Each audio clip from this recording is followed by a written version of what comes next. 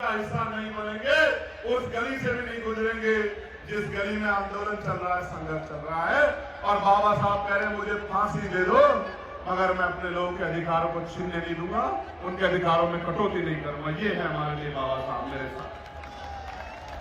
प्यारे साथियों, परिणाम यह है कि 1935 में जो विस्तार हो गया है वोट का, जो प्रस्ताव मैंने बताया था, लगान, व्यापार, रियासतें, पढ़े लिखे होना, जमींदारी वालों को 10% लोगों को वोट मिल गई है, 90% लोग वोट नहीं कर रहे हैं। संविधान लिखने की बारी आ गई है। बाबा साहब कॉन्स्टिट्यूशनल असेंबली में कह रहे हैं कि ये लोकतंत्र नहीं है, इसमें मुट्ठी में लोग फैसला लेते हो और इसलिए 90% लोगों का जीवन प्रभावित होता हो। बाबा साहब ने क्या कहा कि जब हर व्यक्ति वोट देगा, समझदार व्यक्ति, तभी लोकतंत्र होगा और आपको जान का अचरज होगा। मेरी बात को नोट कर लो, अखबारों में छपवा दो, टीवी पे चलवा दो, कहीं सर्च कर लो, आपको जान के अचरज होगा कि कोई महिलाओं की बात नहीं कर रहा, कोई मजदूरों की बात नहीं कर रहा है। और 1935 के एक्ट में भी, जिसको मिनी कॉन्स्टिट्यूशन कहा जाता था, 1935, एक भी महिला वोट नहीं करती है। दलितों की महिलाएं नहीं, पिछड़ों की महिलाएं नहीं, मुसलमानों की महिलाएं नहीं, आज की तथाकथित स्वर्ण जाति की महिलाओं को भी वोट का अधिकार नहीं था। नहीं था, किसी भी महिला को वोट का अधिकार नहीं था। आप समझो, जिस देश में महिलाओं को वोट का अधिकार ना हो, क्या उस देश में महिला पार्षद बन सकती थी? आज अगर वोट का अधिकार आप पे नहीं है तो क्या आप कोई चुनाव लड़ सकते हो? जोर से बताओ, लड़ सकते हो? तो ये हालात की महिलाओं की दोनों हाथ उठाकर धन्यवाद दो बाबा साहब अम्बेडकर को।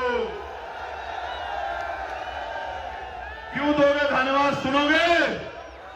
जो काम अमेरिका ने नहीं किया, जो काम ब्रिटेन ने 25 साल बाद किया, अमेरिका ने 28 साल बाद किया, यूरोपियन कंट्री ने 20 साल बाद किया, कि अपनी देश की महिलाओं को वोटिंग राइट दिया, बाबा साहब अम्बेडकर ने संविधान के लागू होते ही देश की हर महिला को बराबर का अधिकार और वोट का अधिकार देने का काम किया। यही तो है वो शक्ति जिसकी वजह से जो हमसे मिलके गर्म पानी में जाके नहाते हैं, वो भी आके मेरी माओं से, बहनों से कहते हैं कि मेरे सर पे हाथ रख के मुझे आशीर्वाद दे दो, मैं आपकी सेवा करूंगा। मैं पूछना चाहता हूं इस महफिल से, जब बाबा साहब नहीं थे तो आपके पूर्वजों ने मेरी माओं से अपने सर पे हाथ क्यों नहीं रखवाया? मेरी बहनों से अपने सर पे हाथ क्यों नहीं रखवाया? मेरी बुजुर्गों से जिनकी पगड़ी उछाली गई उनसे सर पे हाथ क्यों नहीं रखवा पाया? क्यों नहीं रखवा पाया आप लोग? क्योंकि तब मेरी उंगली में वो ताकत नहीं थी, मेरे लोगों की उंगली में वो ताकत नहीं थी।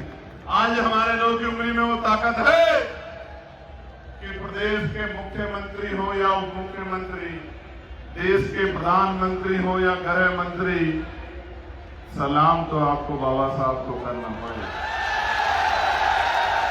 आज जब नारी वंदन आया है तो सत्ता के लोग बोले, विपक्ष के उठकर कहते हैं, मैं गौरवान्वित हो जाता हूं, उठकर कहते हैं कि ये प्रयास बाबा साहब अम्बेडकर का था, बाबा साहब अम्बेडकर को धन्यवाद करते हैं। प्यारे साथियों, ये दिया है बाबा साहब अम्बेडकर ने हमें।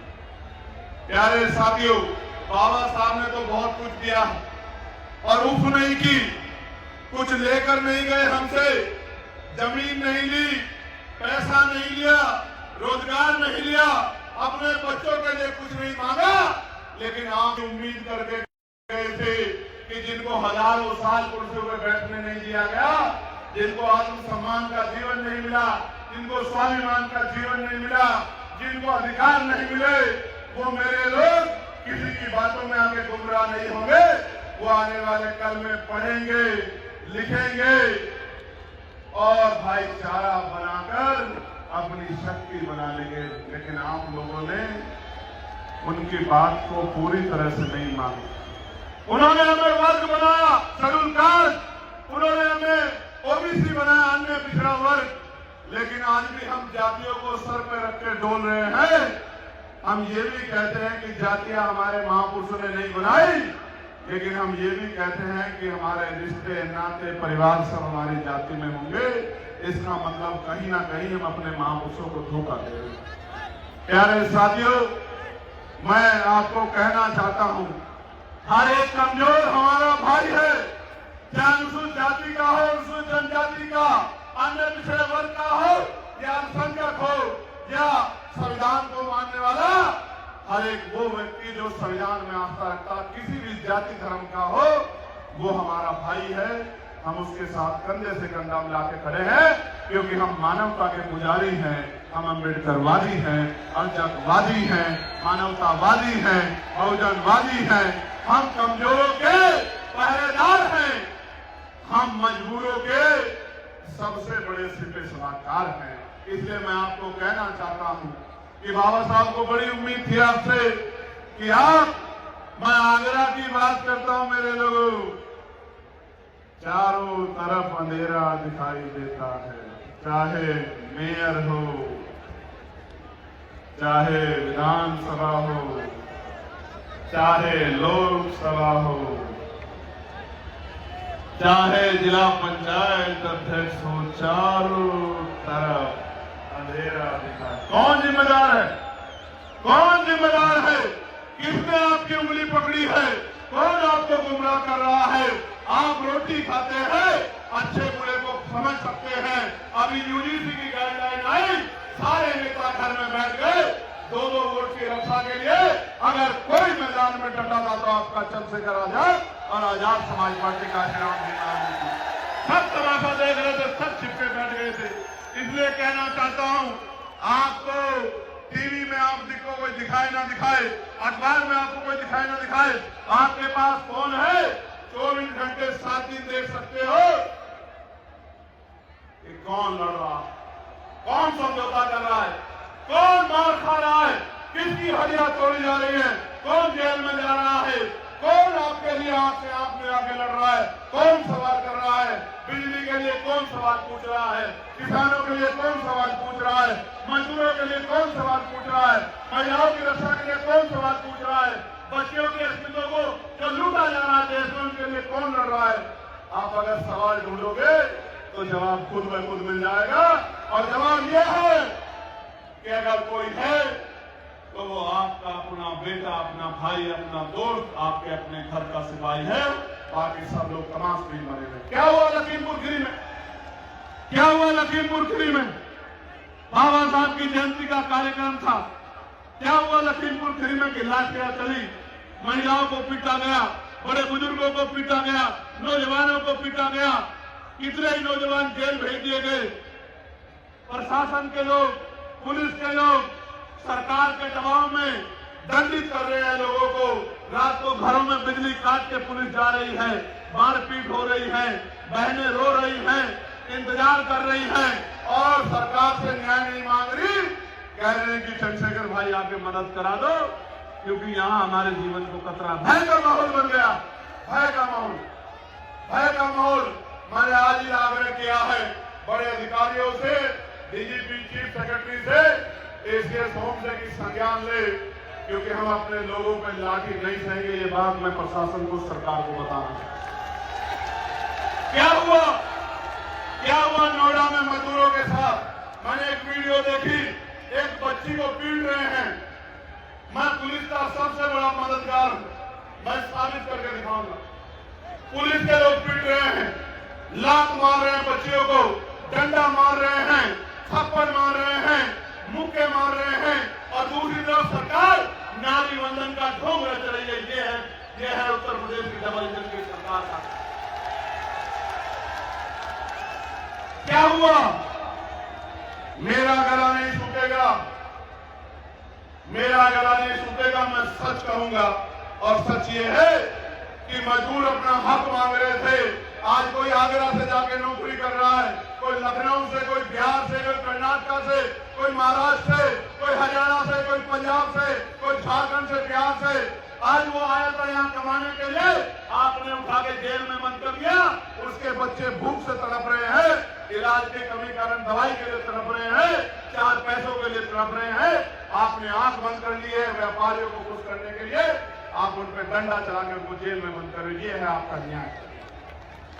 आगरा में क्या हुआ? आगरा में क्या हुआ? मैंने पुलिस की बात सुनी। पुलिस के अधिकारियों ने कहा कि कोई उपद्रव नहीं हुआ, कोई अपमान नहीं हुआ, कोई घटना नहीं हुई। पुलिस के अधिकारियों ने कहा आप झूठे हो अगर मैं झूठ बोल रहा हूं, लेकिन फिर भी आपने सत्ता के आगे कमजोर पड़ के मुकदमा दर्ज कर दिया। आप सत्ता से कमजोर पड़ गए। ये मेरी वर्दी वाले बहादुर शेरों, मैं आपके लिए पार्लियामेंट में लड़ता हूं कि इंडियन पुलिस एक्ट में बदलाव होना चाहिए। हमारे पुलिस के नौजवानों की 8 घंटे की, भाई बहनों की 8 घंटे की ड्यूटी होनी चाहिए। सप्ताह में 1 दिन छुट्टी मिलनी चाहिए। उनकी वेतन विषमता दूर होनी चाहिए। उनको बॉर्डर स्कीम खत्म करके होम डिस्ट्रिक्ट के बराबर में उनको नौकरी करने का अवसर देना चाहिए। मैं तो आपके लिए लड़ रहा हूं, लेकिन आप क्या कर रहे हो? पुलिस को देख के गरीब से गरीब, कमजोर से कमजोर व्यक्ति जिसकी जान को खतरा है, अपने अंदर ताकत भर जाती है अशोक की लाट देख के कि मेरा रक्षक खड़ा है। अगर उसी पुलिस से भय पैदा हो जाए तो फिर कहां की न्याय व्यवस्था? आप मेरी बात को सुनिए और समझिए। प्यारे मेरे साथियों, अभी मुझे बताया गया कि भाई यहाँ की महानगर पालिका ने, महानगर ये नगर निगम ने जानबूझ के छोटे और मध्यम जूता कारखानों को बर्बाद करने के लिए एक तानाशाही तुगलकी फरमान सुना दिया है, जिसमें 25 से अधिक मजदूरों के कारखानों को टैक्स लगा दिया गया है। अगर 25-30 मजदूर हैं तो 1000 रुपए टैक्स, अगर उससे ज्यादा है तो 5000 रुपए टैक्स, उससे ज्यादा है तो 10,000 रुपए टैक्स। पूरी सरकार आपकी ये ट्रिपल इंजन है। केंद्र की सरकार को हम लोग टैक्स देंगे, toll tax, cess, VAT, GST. राज्य सरकार को हम लोग टैक्स देंगे बिजली पे, पानी पे, सड़क पे और तमाम तरह के टैक्स। और अब नगर निगम भी हमारे व्यापारियों को लूटने काम करेगा। मैं सरकार के मंच के माध्यम से सरकार को और नगर निगम को ये कहना चाहता हूं कि अपना तुगलकी फरमान वापस दे दे, वरना इसके लिए जो आंदोलन होगा उसका नेतृत्व चंद्रशेखर आजाद करेगा, समझ नहीं पाएगा हम लोग। और इसको धमकी मत समझना, ये मेरा आग्रह है आपसे, क्योंकि आंदोलन में मुकाबला करने की हिम्मत नहीं जुटा पाओगे। नगर निगम वालों, मेरी बात को याद रखना। एक बात और कहता हूं, ये नगर निगम वालों को, ये आपको इतनी संख्या है आपकी, एक नगर निगम का मेयर नहीं 2 बना सकते हो, लेकिन इकट्ठे नहीं होते छोटे छोटे स्वार्थ पे, और उस नगर निगम का मेयर बन जाता है उधर, और फिर कहते हो कि नगर निगम हमारा खून चूस रहा है। जब बटन दबाने की बारी आती है तो दिमाग में जाति, धर्म, दोस्त, ये वो पता नहीं क्या क्या आ जाता है, और जब मार पड़ती है तो फिर आंदोलन याद आता है। आपको मुझे समझना पड़ेगा। मुझे तो आप बुलाओ ना बुलाओ, जूता व्यापारियों के टैक्स का मामला था, मैंने पार्लियामेंट में उठाया। आशा आंगनबाड़ी बहनों का, भोजन माताओं का, पंचायत सहायकों का, रोजगार सेवकों का, पीआरडी के जवानों का, होमगार्ड भाइयों बहनों का मैंने लोकसभा में उठाया। अनुदेशकों का, शिक्षक मित्रों का मैंने लोकसभा में मामला उठाया कि वेतन वृद्धि हो, और जब हमें मौका मिलेगा हम करेंगे। लेकिन मैं आपको भी कह रहा हूं, बाबा साहब जो काम अधूरा छोड़ गए, उन्होंने कहा political power is the master key, is the master की।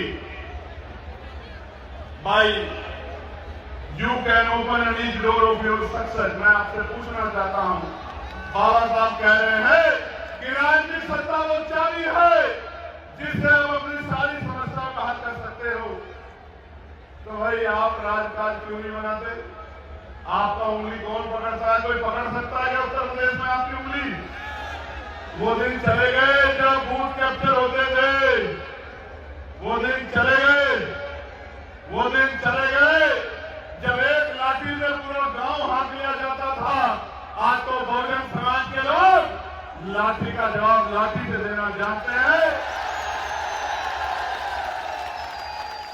इसलिए मैं पूछना चाहता हूं कि आपको किसने रोका है? आप भी तो पॉलिटिकल पावर बना सकते हो। अगर आप पॉलिटिकल पावर बना लोगे किसी भी रूप में, तो आपकी बहुत सारी समस्याओं का हल हो जाएगा। मेरे लोगों, अच्छी शिक्षा के लिए 15-20 हजार रुपए खर्च करने पड़ते हैं, अच्छे इलाज के लिए 5-4 हजार रुपए खर्च करने पड़ते हैं, जबकि संविधान गारंटी देता है कि रोटी, कपड़ा, मकान और RTE, राइट टू एजुकेशन, शिक्षा और अच्छे स्वास्थ्य सेवाएं हर व्यक्ति का अधिकार है। ये गारंटी बाबा साहब का संविधान देता है। मैं जो बोल रहा हूं, इसका अधिकार संविधान देता है। मैं जो एजुकेशन करता हूं, आंदोलन करता हूं, आप जो आंदोलन करते हैं, उसका अधिकार संविधान देता है।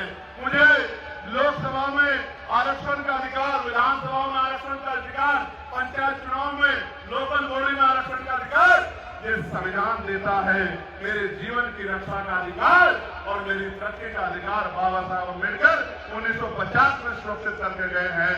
बाबा साहब ने तो हमें दिया है, हमने लौटाया नहीं है। मेरे लोगों, आज जिम्मेदारी है कि आप और हम ऐसे मुट्ठी बांध के, ऐसे जैसे मैंने बांधी है मुट्ठी बांध के ये संकल्प कर रहे हैं कि बाबा साहब आपका जो अधूरा काम है हम लोग उसको पूरा करेंगे, और जब तक पूरा नहीं होता हम लोग चैन से नहीं बैठेंगे। मेरे साथ मुट्ठी बंद करके वादा करो मेरे लोग।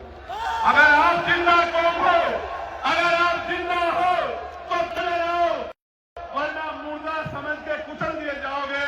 मुट्ठी बंद करो, मुट्ठी तानो और मेरे साथ ऐलान करो आगरा से कि बाबा साहब, बाबा साहब आपके अधूरे सपने को हम सब लोग मिलकर पूरा करेंगे।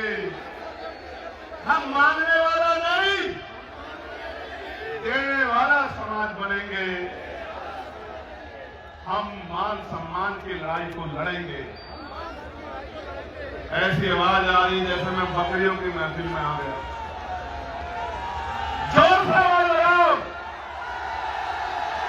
कि हम मान सम्मान की लड़ाई लड़ेंगे। हम पढ़ लिख कर ज्ञान हासिल करेंगे, हम रोजगार करेंगे, हम मालिक बनेंगे, नौकर नहीं बनेंगे।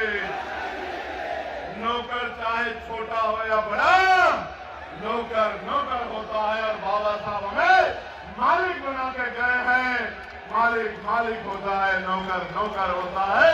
मालिक नौकर नहीं होता और नौकर मालिक नहीं होता। मेरी बात को याद रखना। दूसरों के महलों से अच्छी होती है अपनी झोपड़ी, और झोपड़ी में भी मालिक मालिक होता है और दूसरों के महलों में भी नौकर नौकर होता है। मेरी बात को मैं जो कहना चाहता था वो मैं कह चुका हूं, और आप जानते हो मैं क्या कह रहा हूं। मैं आज आपसे रोटी, कपड़ा, मकान नहीं मांगने आया। मैं आपसे आपके जो स्वाभिमान आपने छिपा लिया, उस छिपाए स्वाभिमान को जगाने के लिए आया हूं। अपने बहुजन समाज से कि कहा गया कि संघर्षों के साए में घनघोर जवानी पलती है और इतिहास उधर झुक जाता है जिस और जवानी चलती है। आदरणीय, ये कहा गया है कि नौजवान जब अंगड़ाई लेता है तो इनकलाब आता है, और नौजवान जिस दिन कोई चीज ठान लेता है तो उसको पूरा करके छोड़ता है। मैं आपसे भी कह रहा हूं, क्या कर्ज लेके साथ जाओगे या कर्ज उतार के जाओगे? महापुरुषों का बताओ, जोर से बताओ। कर्ज लेके जाओगे या उतार कर जाओगे? लेकर तो नहीं जाओगे, साथ संघर्ष करोगे ना? अभी आंदोलन करेंगे नगर निगम वाले में, आओगे नहीं आओगे? ये जो झूठे मुकदमे हैं इनको खत्म कराने के लिए आंदोलन करेंगे, आओगे नहीं आओगे? जेल से डर तो नहीं जाओगे? मुकदमों से डर तो नहीं जाओगे? मान्यवर, मैं आज आपको कह रहा हूं आगरा की धरती से, नौजवानों को कोई कम ना आके, इस देश की आजादी में नौजवानों का खून शामिल है। करतार सिंह सराभा 19 साल के थे। शहीद आजम सरदार भगत सिंह 23 साल के थे, मातृभूमि की रक्षा के लिए हंसते हंसते फांसी का फंदा चूम लिया। उप नहीं कहा नौजवान अगर कुछ ठान लेगा तो निजाम बदल के ही पीछे हटेगा। विजय या वीर गति इसके बाद इससे पहले पीछे नहीं आ जाएगा, क्योंकि जिनके बाल काले हैं वो समझौते नहीं करते हैं। बताओ मदद करोगे नहीं करोगे? अपने अपने स्थान में से खड़े हो, दोनों हाथ करके। मोबाइल की टॉर्च ऑन कर लो, दिखना चाहिए हमारा आदमी कहां तक खड़ा है। मैं इतना पसीना पूछ लूं, इतना टॉर्च ऑन कर लो।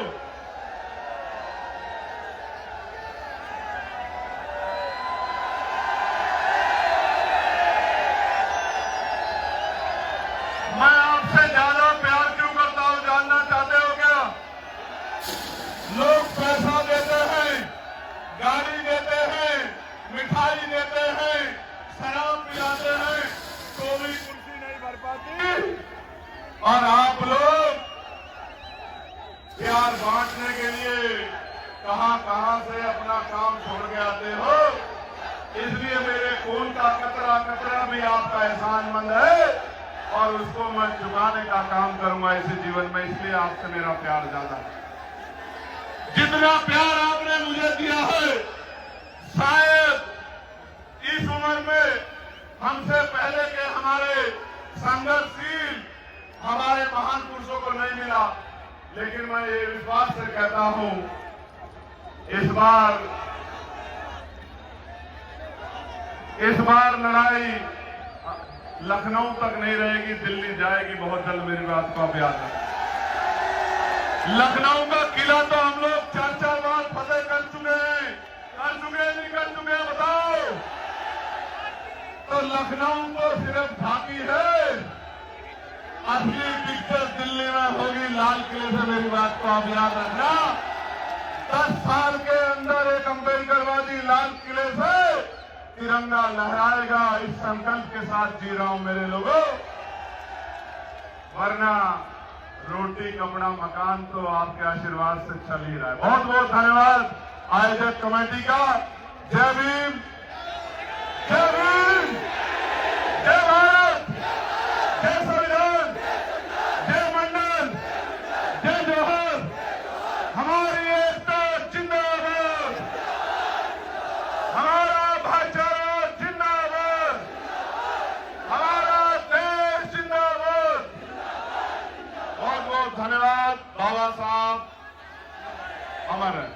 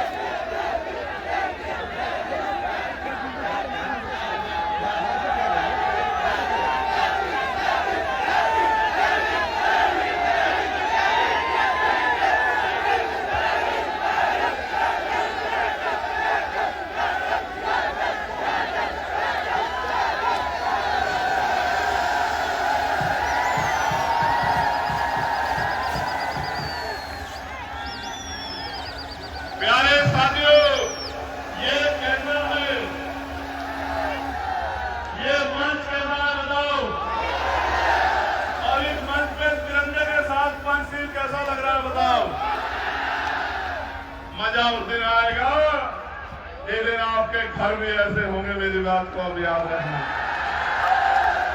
एक सवेरा निकलेगा जब आप संघर्ष करके जाओगे, आपके हिस्से में भी अधिकार आएंगे। और झोपड़ी वाले जो गरीब हैं, कमजोर हैं,